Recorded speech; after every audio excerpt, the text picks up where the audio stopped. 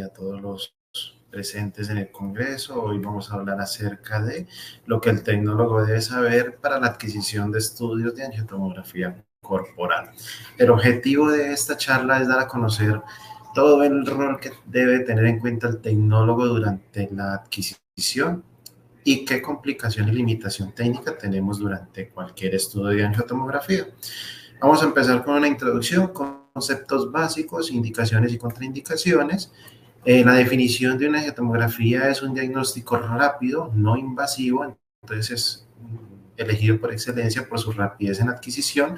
Está indicado para toda la población en general y debe constar primordialmente de una historia clínica y una patología a diagnosticar para poder realizar un estudio angiográfico. En este caso les presento qué parámetros técnicos debemos de tener nosotros como tecnólogos en radiología, en este caso en tomografía. Nosotros manejamos un kilovoltio, unos MA, una rotación de tubo, pitch, que es en conjunto con el movimiento de mesa, rotación de tubo, un FOB y una zona a explorar en esencial en un paciente. En este caso lo estamos engatillando solamente la parte torácica.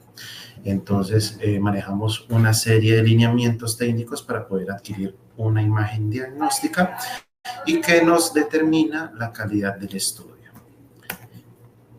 Les presento una física básica, pues que todos nosotros como tecnólogos debemos de llevar a cabo y tener en cuenta. En este lado tenemos un equipo, lo tenemos en nuestra fundación, que es un equipo de 320 slice, quiere decir que es un equipo de cuarta generación. Actualmente hay equipos de primera, segunda, tercera y cuarta generación. En este caso hacemos adquisiciones volumétricas de 16 centímetros, el espesor más amplio. Quiere decir que por una rotación de tubo adquirimos 320 imágenes con una sola rotación.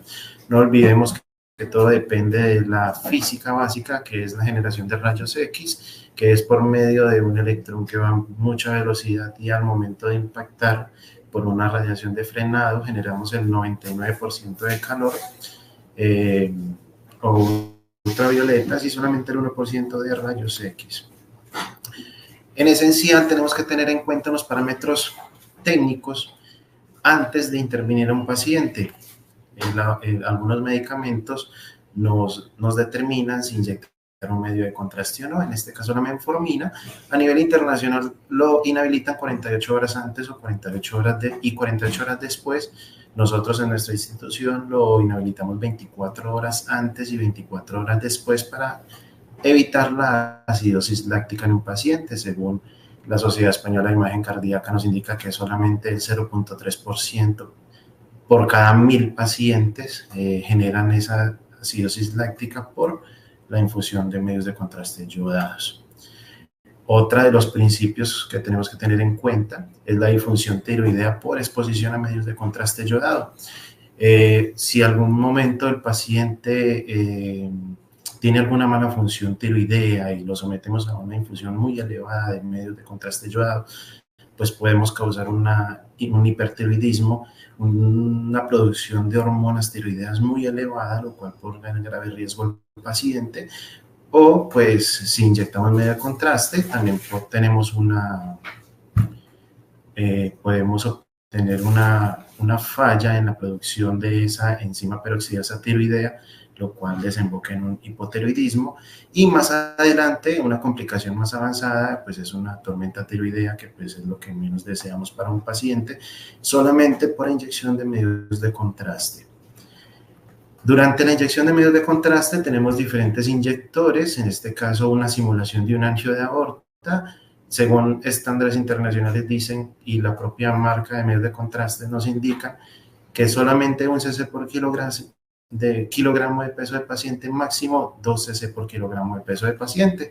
Estamos haciendo un ejercicio de 100 cc de contraste a un caudal de 5 mililitros sobre segundo. Esto nos demora 20 segundos de inyección, pero tenemos que tener en cuenta la concentración. En este caso estamos utilizando una concentración de 370 para un angio y la cantidad de yodo inyectado son 37 gramos, muy importante, para evitar pues una nefropatía inducida por medio de contraste y abusos de medio de contraste yodado. ¿Qué hacer si tenemos un exceso venoso mayor a 18 Gauss? Hay que tener en cuenta que actualmente hay muchos otros tipos de catéteres que pueden ser 20 y 22 y no soportan unos 5, 4, 4, 5 o 5 cc de caudal. Por eso es muy importante revisar la ficha técnica del acceso venoso que estemos utilizando. No realizar inyecciones de medio contraste por vena yugular, ya que peligra la vida del paciente. Una extravasación, pues lo primero que va a hacer es lacerar esa vía aérea del paciente y ponerlo en grave riesgo. Por eso no se debe inyectar medios de contraste por venas yugulares por la alta probabilidad de daño de ese acceso venoso. En caso de ser alérgico al medio de contraste, el paciente pues debe tener su interconsulta con alergología que nos dé aval o una previa nefroprotección para poder realizar ese estudio. Angiotac de miembros inferiores, y aquí tenemos las diferentes indicaciones. Preferiblemente manejar o realizar este angio con la extremidad hacia abajo. Les pongo una imagen de referencia. Si suministramos medios de contraste por el brazo contralateral, podemos observar cómo se modifica esa parte arterial y venosa y vamos a visualizar un vaso bien definido en la parte a explorar. Por eso es muy importante inyectar medios de contraste por el brazo contralateral al que vayamos a explorar. También los brazos deben de ir hacia abajo para no causar estas deformidades en los vasos sanguíneos, los cuales nos alteren la perfusión y la obtención de la imagen.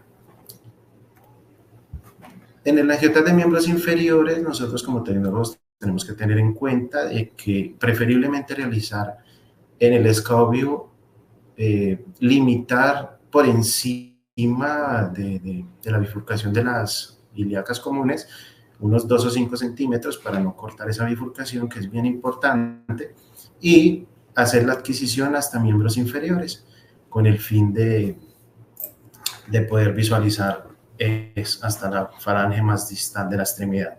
En el angiotac torácico abdominal es muy importante, si tenemos una lesión en la aorta ascendente, debemos engatillar ese estudio con el fin de que podremos realizar una adquisición totalmente quieta y que no esté en movimiento.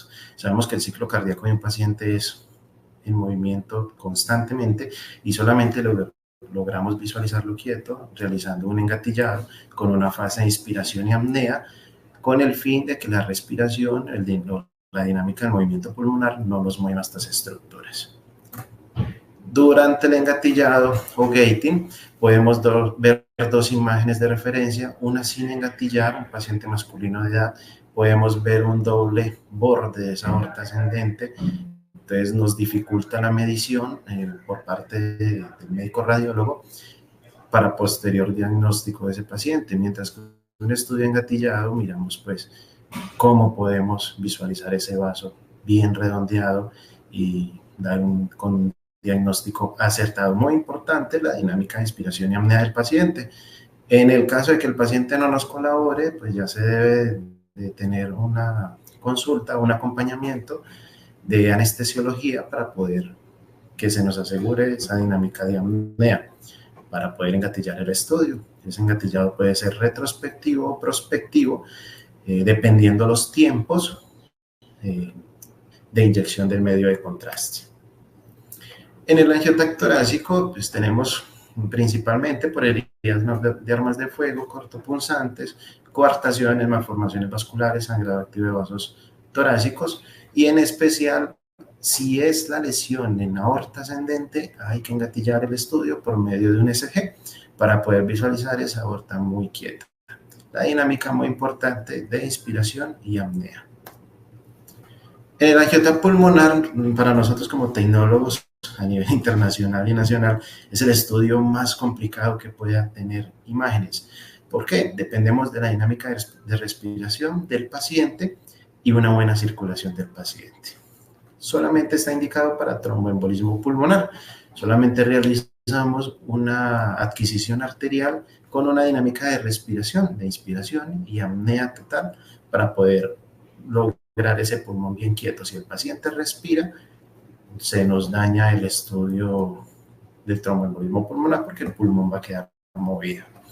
Y conserva los parámetros técnicos. Son 4 parámetros técnicos a nivel internacional que son conservar en su máximo realce de escala Hounsfield en medio de contraste en el tronco de la arteria pulmonar derecha e izquierda y tronco común pues, de la arteria pulmonar. 0 o nada de contraste en aorta ascendente y descendente. Disminuir al máximo posible el artefacto por medio de contraste en la cava que no nos pueda dejar valorar ese tronco de la arteria pulmonar derecho. Y principal, ver contraste de regreso por venitas pulmonares, que sería por un corte más abajo, para poder saber si el contraste fue y volvió, como lo representamos en esta imagen de reconstrucción, que el contraste se fue por arterias pulmonares y volvió por venas pulmonares, que son estas de acá abajito. Eso es lo que tenemos que tener en cuenta, los parámetros técnicos principales para un angioTAC pulmonar. En el angioTAC pulmonar para mujer gestante es muy importante y difícil de realizar. Si solamente el ámbito de realizar un TEP para una persona normal es difícil, en este caso se nos duplican o triplican la adquisición, ya que la irrigación sanguínea de ese contraste principalmente se va para el bebé, como lo podemos ver en esta imagen. Es de difícil adquisición, solamente realizamos fase arterial en tórax, no en miembros inferiores, y realizamos una técnica muy importante a nivel nacional e internacional que es ALARA, no lo olvidemos, que es disminuir la radiación al mínimo valor posible, pero que nos permita tener una imagen diagnóstica. En este pacientes embarazaditas, pues realizar las debidas protecciones y no realizar el estudio sin tener autorización del médico radiólogo, del ginecobstetra o el médico especialista que esté a cargo del paciente, ya que pues estamos inyectando contrastes que podríamos tener alguna patología en un largo tiempo en ese bebé, como una nefropatía inducida por medio de contraste o también en la paciente. Es un paciente que está en constante formación, o sea que la irradiación es muy importante disminuirla al mínimo valor posible y no realizarlo si no hay un consentimiento debidamente gestionado. En la angiota abdominal, la indicación es aneurismas, isquemias mesentéricas, lesiones vasculares viscerales, hemorragias o puentes vasculares. En especial, cuando están sospechando una isquemia mesentérica, no preparar con medio de contraste hidrosoluble vía oral al paciente. ¿Por qué? Porque ese medio de contraste, pues, el médico radiólogo limita la valoración de esa arteria mesentérica.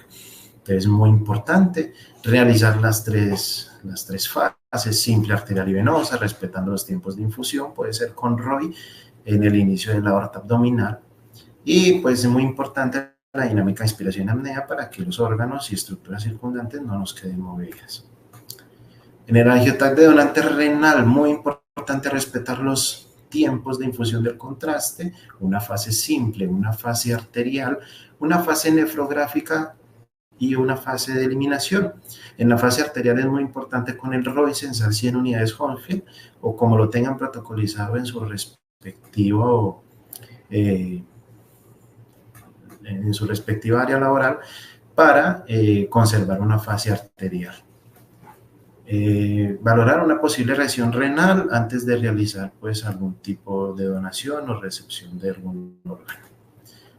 En el angioTAC trifásico de hígado las indicaciones son muy claras, alguna patología que sea única y se quiera explorar a gran visualización el hígado. Muy importante también respetar los tiempos de infusión, una fase simple, una fase de aorta abdominal con un ROI, como lo tenga programado cada institución. Principalmente nosotros lo censamos a 110 unidades Hounsfield y allí mandamos la adquisición. Depende también el acceso venoso, preferiblemente un acceso venoso grande de 18 o 20 grados, depende de cada entidad y la ficha técnica de ese acceso venoso. Una fase portal a los 60 segundos después y una fase suprahepática a los 180 segundos después de la infusión del medio de contraste. Y si el médico radiólogo lo amerita, hacer una fase intersticial a los 10 minutos, pero eso ya es protocolo de cada entidad. Sería pues como acoplarnos y generar un protocolo en cada institución para hacer una imagen diagnóstica. En el dinámico de páncreas, principalmente es por necrosis, neoplasias, metástasis y quistes, una fase simple, arterial y venosa, respetando los tiempos de la fase arterial con un rollo en aorta abdominal. Es muy importante la dinámica de inspiración y apnea para todo este tipo de estudios. Como conclusión, tenemos que tener muchos ámbitos en cuenta. Primero, la buena atención del paciente, indicarle con una orden clara, precisa y concisa qué estudio vamos a realizar antes de suministrar el medio de contraste, hacer firmar los consentimientos informados para la infusión del medio de contraste, definir si la paciente está en embarazo o sospecha para pues debidamente tener los consentimientos informados antes de la irradiación y definir tiempos si lo amerita y dan autorización de la adquisición.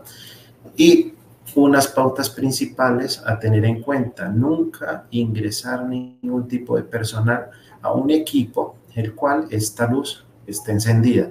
¿Por qué? Quiere decir que está en funcionamiento, que hay radiación constante, o sea que es cualquier persona que pueda ingresar se va a irradiar. La irradiación no se siente, no se huele, no se prueba, pero existe y pues nos podemos someter a irradiaciones y generar de pronto lesiones a largo plazo. También, antes de suministrar un medio de contraste, tenemos que tener en cuenta lesiones en el vaso sanguíneo o en la extremidad en el cual esté la canalización. Esto no se puede realizar. Siempre la inyección de medio de contraste y las canalizaciones deben de ir por la extremidad sana. No, esto no nos asegura una buena práctica intrahospitalaria de seguridad de paciente y posterior, si hay lesión en arteria o vena, en especial la vena, no vamos a lograr tener ninguna fase ni ningún realce al medio de contraste, porque aquí habría infiltración de medio de contraste a esas estructuras circundantes por fuera del vaso.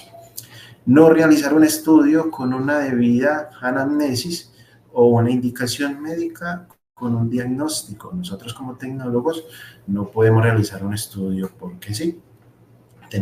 Nosotros somos el primer filtro para un diagnóstico a un paciente y para ello necesitamos realizar estudios dirigidos que realmente sirvan para un paciente y para un posterior tratamiento y un debido diagnóstico. Para ello debemos de tener muy en cuenta tener un diagnóstico para así hacer un estudio direccionado hacia esa patología. Recordemos que solamente bastan 10 cc de aire para causar una embolia gaseosa a un paciente, por ello debemos de tener supremo cuidado en purgar bien las extensiones con solución salina para evitar el paso de aire al paciente, y si tiene algún catéter largo ese paciente, que esté purgado por parte asistencial y evitar el paso de aire, el cual nos pueda causar alguna patología mortal para ese paciente. En el caso de pacientes politraumatizados, siempre a esos pacientes politraumatizados se les va a dar esa prioridad en la atención. Es una atención que debe ser inmediata, ya que estamos luchando es con la vida y la vida es de cuestión de segundos. No importa el trauma que tenga ese paciente, si hay un estudio, en el caso de los angios torácico-abdominales por trauma, hay que gestionarlo y realizarlo lo antes posible. No tenemos en cuenta dinámica de respiración apnea, aunque el paciente esté entubado, porque pues estamos disminuyendo un signo más para un paciente que de base ya está muy grave. Este es presente el equipo, este es de 320 cortes slice que tenemos en nuestra fundación, y pues tenemos que tener muy en cuenta todos estos parámetros para realizar un estudio diagnóstico. Muchas gracias.